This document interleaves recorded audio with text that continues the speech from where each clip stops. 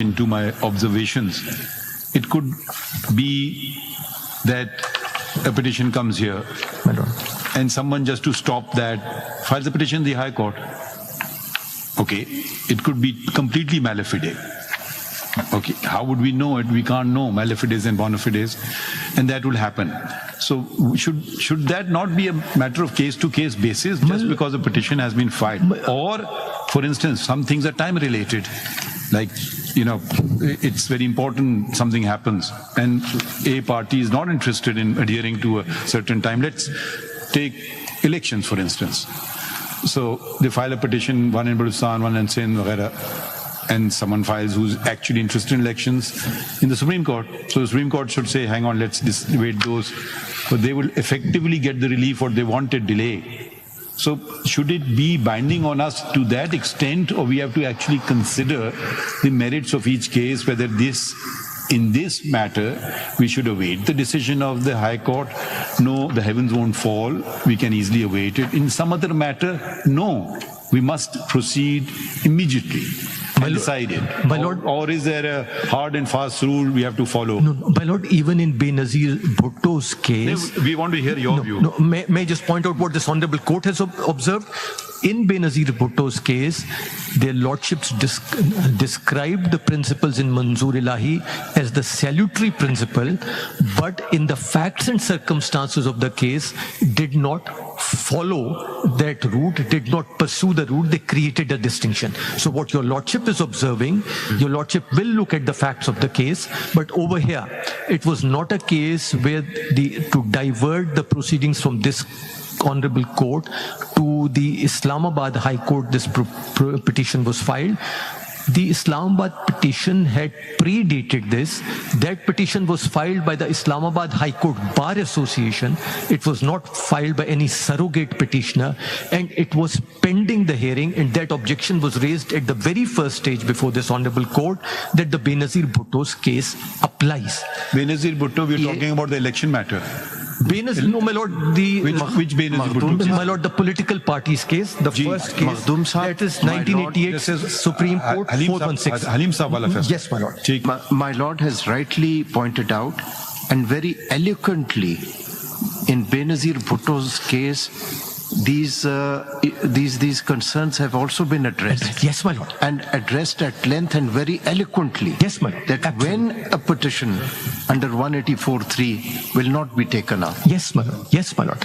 And their lordships in that case, as your lordship knows by your lordship's detailed reading of the judgment, have evolved the doctrine of effective pendency. That if what the High Court was doing was virtually not proceeding with the case and virtually frustrating those proceedings, then not proceeding in the Supreme Court would not be countenanced by this Honorable Court. It was submitted that that was not the case over here. To the contrary, after filing the petition in this Honorable Court, adjournments were being obtained from the Islamabad High Court that now that we have gone to the Supreme Court, please don't proceed over here. So it was an altogether different situation, and that is why it was relied upon. Let me clarify one thing from you. If, there's a big if, capitalized big if, we accept, for the sake of argument, don't think we have, this quorum non judice. Are you just relying on that ground, and then the petition in Islamabad High Court gets revived and we just stop? My lord, or are you also going on the merits? My lord, I would, as a council does, I would raise these 2 or 3 preliminary submissions, and I would also show to your lordship that even on merits the petition was not maintainable, and I will identify them also in one-liners before your lordship. My lord, besides this second submission, the third one was that this was a unique case in the common law history of constitutional countries. There is no similar case, and I had made that submission, and the counsel for the petitioner did not come up with a case. My submission was that this was the first case of its kind where the petitioner in the petition itself, the petitioner himself had said that he himself had passed this law through various ordinances. And much of what had happened in the 2022 Act was incorporating what he had done through ordinances. Are those ordinances on record? Those ordinances were on record. Are on record. And Yes, my lord. and they've been also, maybe the petitioner has realized that those ordinances were not proper. and the Maybe it has realized subsequently. My lord, And that the is majority what he submits. That is what he submits, and that's why I'm saying that therefore his antecedents became a matter for consideration before this honorable court, that can a petitioner. Yeah, but where is this admission? Lord, it is there, if your lordship will- it is also mentioned in the judgment of Yes, my lord, but if your lordship will- the majority judgment, but they haven't gone beyond that. Yes, my lord. They've said that since that is no more a law, therefore they didn't consider it. My lord, if your lordship may see it in the words of the petitioner himself, it is in part 1 of your lordship's intra-court appeal paper book, in paragraph 6 on page 121. Paragraph? Paragraph 6, page 121, part 1.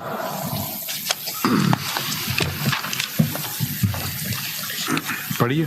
My lord, that apart from the aforementioned amendments, there were certain amendments introduced in the NAO 1999 during the period when the PTI government was in power, but these had not been converted into an act, as the efficacy and propriety thereof was being reviewed. However, before any final decision could be taken in respect of the said amendments, which were introduced through 2 presidential ordinances, that is Ordinance number 23 of 2021 and Ordinance 26 of 2021, the government regime change as noted above.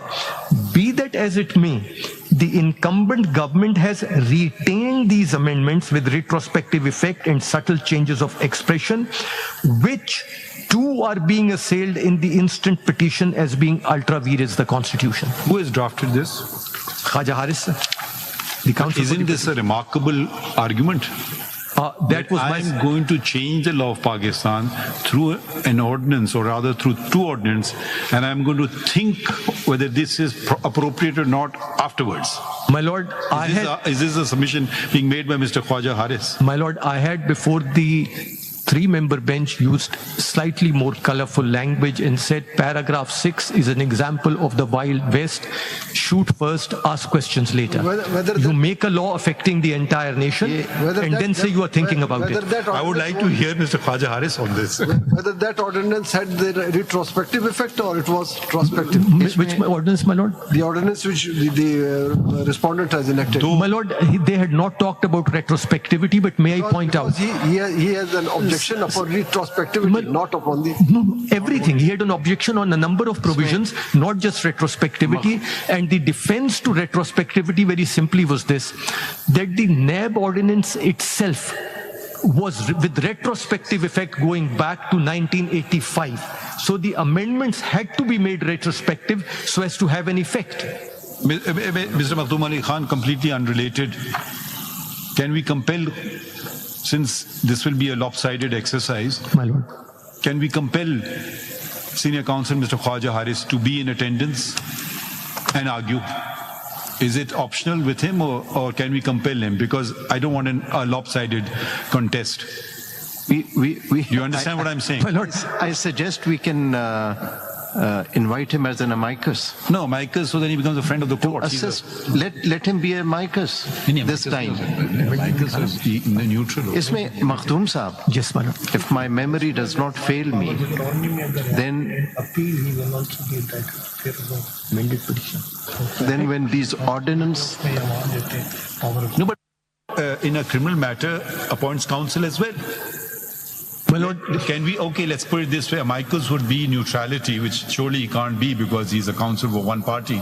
But we can appoint him as counsel as well, to, in addition to what the respondent number 1 has to say, to assist respondent number 1 in formulating his submissions. And we can fix a fees for him as well.